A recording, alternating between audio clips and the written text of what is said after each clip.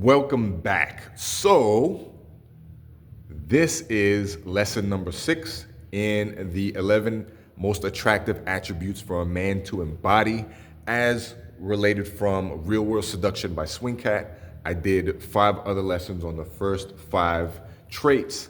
This is number 6. And number 6 is a tough one because number 6 requires guts.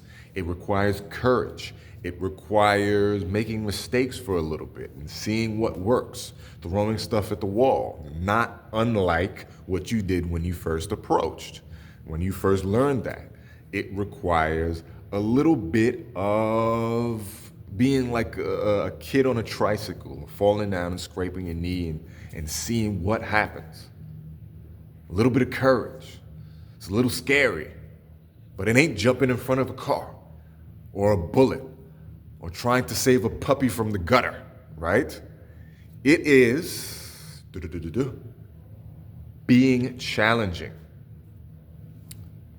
You might be asking, why is this an important quality? The reason is a good reason, huge reason, is because most guys in the community, the cold approach community and outside of it, try to tiptoe their way through all of their interactions with girls. They try to play it as safe as possible, not upset the apple cart. They don't want to rock the boat. They just want to kiss her ass and hopefully she likes them. But that's not how it works.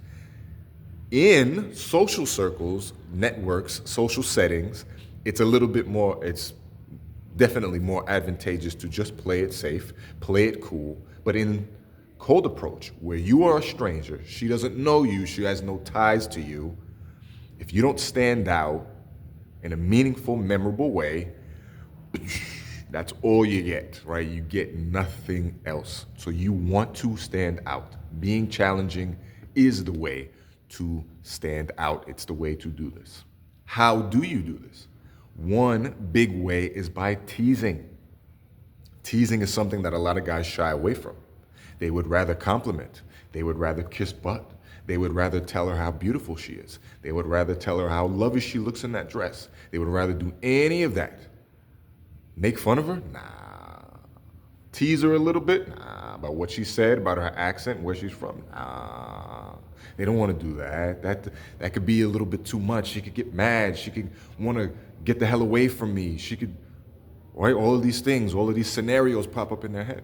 The truth is, the men who succeed, who are the best, who are the elites, who are the advanced, have no problem bringing their humor to the situation, bringing their wittiness out. They have no problem saying what's on their mind. They have no problem bringing that, the trueness of who they are, to the forefront in the interaction. They're not stifled, they're not stuck. They're not worried about how she's going to perceive them or react to them. Obviously, this is because they've made a shit ton of mistakes already in correcting what they say, so they learned exactly what to say eventually. But once you have that, you know what to say. They leaned into and put their personality on the line, right? They were willing to give the fullest of themselves into what they say and what they do. Most guys are just tiptoeing by, hoping to get good reactions, praying for one, right? Fingers crossed. Teasing shows that you are not that guy. Teasing shows like just as if you were with a friend, your best friend. You know, you're fooling around with them. Because it should be light and playful, lighthearted and playful. It shows that you're willing to take it there, right? You're not intimidated, you're not scared, you're not trying to mess up your chances with her. You're doing what you have to do, or what's best for both of you, because you make it a good interactive experience for her as well, right? Teasing is important, and teasing is a big part of flirting well, learning how to flirt, being able to flirt. Flirting is compliment plus tease, as we will discuss in later episodes. The tease part. Compliment is important. But the tease part is really, really important. So you have to have the fortitude and the know-how to do that. That all comes through experience and practice. And over time, you'll have that same lion heart. And the second way to be a challenging guy is having high standards, which is characteristic number 4, which I discussed before. Having high standards, communicating them well in a lighthearted, playful, fun, engaging, vibrant way will also work wonders towards girls' responsiveness towards you, right? If you're challenging on the qualities you like and the ones that you don't like in the right way, they will be drawn in to show you that maybe she is the girl you're looking for. Maybe she does do that stuff.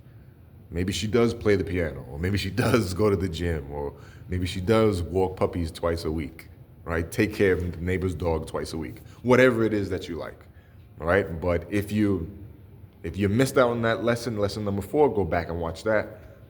But those are the 2 ways to be challenging. Teasing and having high standards for the women in your life. And again, most guys never learn this. They just do not have the capacity to go through the ringer and screw up a bunch of times. But you, if you're watching this, do have the capacity. You do have the ability. You do have what it takes to learn this. Commit yourself to learning this. Go out and practice a little bit of teasing, 1 line at first, just 1 line. Get comfortable with it, see the reactions to it. Later on, you can delete the line, you can edit it, you can add another line in if it works well, and you just keep going from there. Obviously, you can overdo teasing, but you'll find out where those edges are once you get to using it, right? And the same thing with having high standards and communicating them, because that is also part of the equation. So get out there, be challenging, field test it. I know you can, and I'll see you in the next one.